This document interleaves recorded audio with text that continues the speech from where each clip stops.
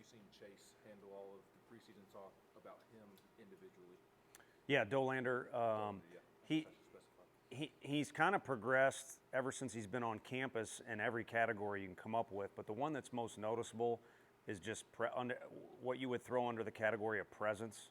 I mean, how he handles himself around the team, becoming a leader, becoming a guy that probably needed to be corrected in some areas when he first got here, and that's really just getting used to the program. To now he corrects other guys in a positive fashion, and then handle himself on the mound the way he does. So whether it's hype or that kind of talk or being nervous about the season starting, and I'm now talking about every player on our team, you're not natural if you don't think those things. So if he were ever to come to me and say, man, I want to do just as well as I did last year, or any of the other guys saying I want to achieve this, or I'm stressed out about a pro career, it's normal. But I think the key is to embrace it and also kind of set it aside, because once the game starts, it technically doesn't have anything to do with our team trying to beat the other team. So, but he's been good. Is the catching plan finalized for this weekend? Not really, and part of what interfered with that was this last weekend was our final go-around with scrimmages and things like that, and Cal Stark was sick, 103 degree fever, so we told him to stay away for a couple days, and he came back and caught 9 innings and looked good. But I think the bottom line is we want to use Charlie and Cal to complement one another. We like the fact that Ryan Miller, who's a big bat, is available, kind of more of an offensive first guy, but he's come along defensively. And then we know Jared can play that position too. I mean, he's cemented himself, in my non-expert opinion, but I think the other coaches too that know catching even better than I, that he's a true high-level SEC, whatever you want to call it, catcher. So we do kind of have that wild card in our back pocket. How have you seen this team kind of hone in its approach and mentality as the season's gotten so close? I think it's just been a parallel to how they've gotten closer as a team, and we finally have had a couple guys arguing with each other on the field, which is healthy. Anytime you got a, in my case, brother-sister relationship, when your family spend time around one another, you're going to have conflict, you're going to have resolution, you're also going to have some fun times that aren't just, hey, the coaches, we're going to play spike ball today or whatever and have fun. It's things that have kind of come organically out of that locker room, in the weight room, and it's starting to feel more like a team, even more so than it did in Jackson, Tennessee. And then if you date back to September and even prior to that, when we first played Wake Forest, it didn't seem like a team at all. So that progression, I think, is at a certain point, but by no means is it kind of, where it needs to be at the end, where it's going, and not what it was like with a couple of the other teams we had, where just everyone had been around the program and each other for so long. So this has a fresh flavor to it, which therein lies means it's a new one, and I think there's days ahead where we're going to notice more progress and feel good about it. You have a pretty good feel for how you want to stack kind of the top of the lineup early in the season, especially just with returners and some of those new guys? Not really. I think Christian Moore is a guy who will compete at the plate every pitch, and like every hitter, things will go good and bad, but he's going to get on base a lot. You'd like guys to be on base, and he's strong enough to drive the ball too. Anybody can see that. And then Blake Burke is just really gifted, and like Jordan Beck, is obsessed with hitting. It's not like he ignores the other parts of his game, but it's a nice combination of work ethic and talent, which you love to see. Is kind of like what Coach Elander had, when he was back as a player. So he's going to be in the thick of the thing, and then we'll probably end up moving some guys around. I know the first 3 days there's a great chance we'll have 3 different lineups.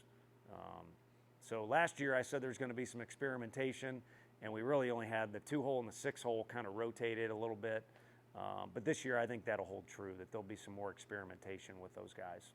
How has Charlie developed through this offseason, kind of going to be like your 1-2 in that starting position?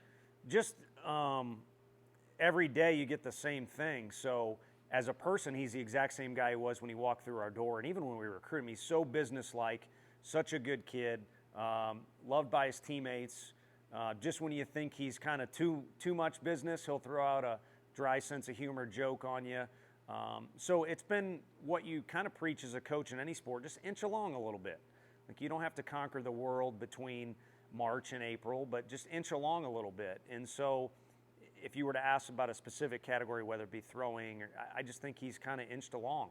Now, the biggest jump he's made is what he understands comes with that duty of being behind the plate. you got to kind of be the point guard. And it doesn't mean you got to grab somebody by the jersey or yell at a pitcher or anything like that, but you got to have rapport with the umpires, rapport with the pitching coach, with the pitcher, and then you also got to kind of guide the team because you have the whole field in front of you. And I think he's stepping out of his comfort zone and realizing, pretty good player, you also have good leadership skills.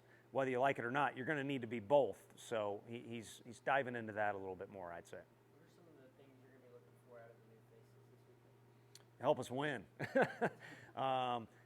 To not freak out. I mean, come on. There's serious stuff without, beating everybody down here or myself and getting pressure. There's a lot of serious stuff going on college campuses included. So you've been doing all this stuff in the weight room and all those things, hopefully because you like doing them, but also you've been doing them with the thought process of the light at the end of the tunnel is an opportunity to compete against a worthy opponent and see what I can and can't do. And then the game will kind of tell you where you're at.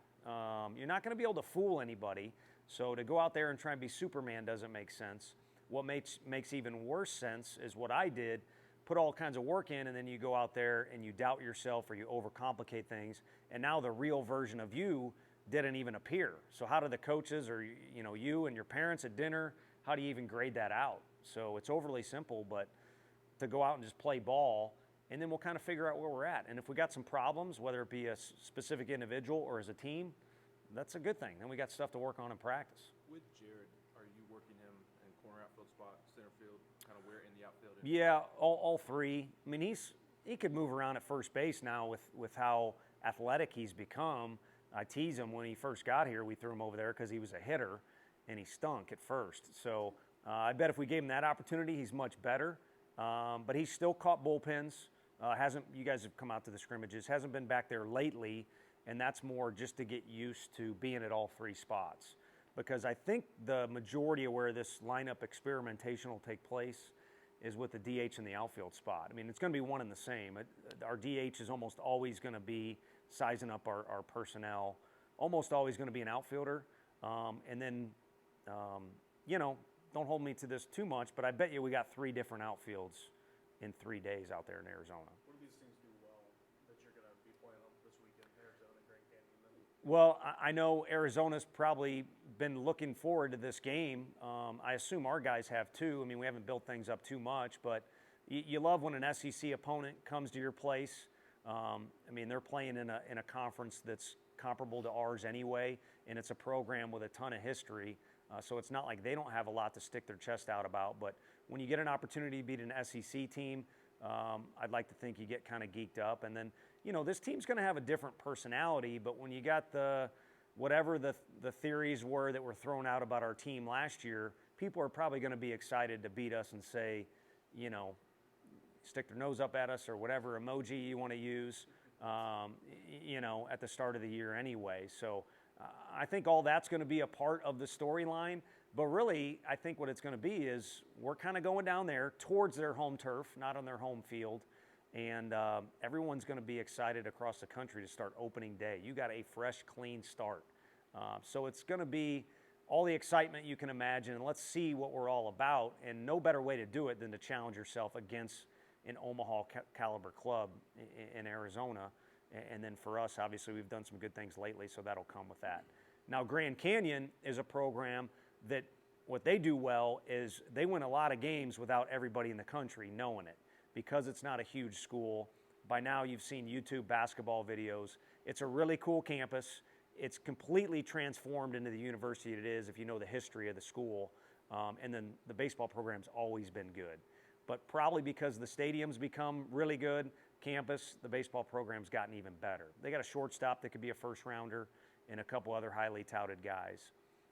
And then we'll worry about day 3 when we get, that's already a lot of thoughts. But day 3 for me will be cool because I'll coach against, on the other coaching staff will be a player that I coached at University of Missouri, and love that kid. So we'll have to be enemies for a day and then hug it out afterwards. Let's see from Seth Halverson now that he's entering the season for you. He's in there now. He's so physical compared to when he got here, and part of that is you get extra time in the weight room because he had taken some time off from throwing. But I sensed a little bit, almost like 2 boxers in there feeling each other out when he first got on the mound. was kind of feeling it out a little bit, and now you're starting to see him cut some pitches loose, get more comfortable, and with repetitions in a game, I think that's going to happen even more. But you also get the sense when he's out there, like I've been here before. He's been a Friday night starter for a team, and so he's got more experience than the average guy, whether it be on our team or anyone else's. So, but that stuff is going to keep inching along, and so is that comfortability. And so he's one of those guys that I think will naturally progress, and in May, you all will look back just with the fan's eye or critic's eye and say, this guy looks even better than he did at the start of the season. How do you approach the pitching this weekend? I mean, do you piggyback guys on innings, pitch counts, or how do you kind of look at the starting situation? Yeah, for us, it'll be, limit the starter. Last year we had a couple guys that had really good outings in the first few weekends, and we're in the dugout like, what do we do? And it's better to get these guys to where there's a progression as opposed to trying to slam them or just soak as many innings out of them as you can. So we'll get our guys to their pitch limit, which will be pretty conservative, and that'll open up an opportunity. It's the way I've always liked to do it. I mean, it helps from recruiting. People see that we use a lot of pitchers, and we don't want to leave any stone unturned going into SEC play. At least we know what this guy looks like against outside competition. Redmond Walsh is a great example. If you watched him in scrimmages, he was right middle of the road of our pitchers. But when we gave him an ample opportunity against outside competition, for whatever reason, and I would love for Redmond to give me that secret sauce so we could pour it over some other guys, he was pretty dang good on game day. So we'll give guys opportunities, and they'll make the most of them, and then we'll kind of see where everyone's at. And like I said, if you do give them the proper sample size, no one's going to trick the game or the coaching staff or the opponent. We'll be able to size up where everyone's at and make more educated decisions as we get closer to SEC play. What's the biggest way this offseason and preseason has felt different from last year? In the fall was really challenging because we had some young guys that were sore on the mound. Had that too every fall. But we really wanted to see what these guys could do because there are so many new faces. And then we had a lot of illness. I mean, for whatever reason, flu and other bugs ran rampant through our campus, and I know others too. So it was tough to get some momentum. And then since we've come back, I think the one thing that sticks out about this group is they picked up on the theme of you got to do your work in the offseason. They came back looking good. And I think they're more ambitious to be who they are as a team. Last year, believe it or not, there was a lot of uneasiness of who are we, what can we and not do, and probably a little bit of that anxiety in a positive way kind of pushed like, hey, we can't get complacent. We got a lot of things we got to figure out. And with this team, it's been a little bit more of a push just towards coming together as a team. Let's get as much done as we can before we start the season, because once it starts, it's tough to make up too much ground in one area or another. Many of the left-handed bullpen arms separated themselves in the last few weeks. Jacob Bimby was pretty good the last few times out.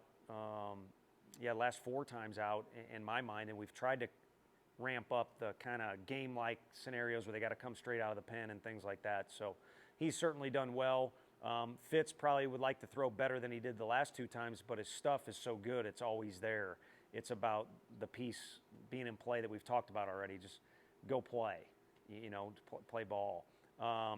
Wyatt, we've kind of slowed him down a little bit, but of course, Wyatt will be in the mix. And then Kirby's Kirby, the stash is still there. And I'm sure he'll have a cowboy hat on the plane tomorrow, although I don't know what our dress code is tomorrow for the plane. But so there's opportunities out there. And I think Xander is the one guy that's been really fun to watch. I mean, he was highly recruited out of high school, but, thin kid that had to grow into his body. And he's not a stuff guy where he's throwing 96 like Crochet. So it's been fun to see him develop as a pitcher. And I feel like we can use him in any situation, not just a Tuesday starter like he was last year. Thanks, guys. Thanks, Coach. Thank you. Thank you all.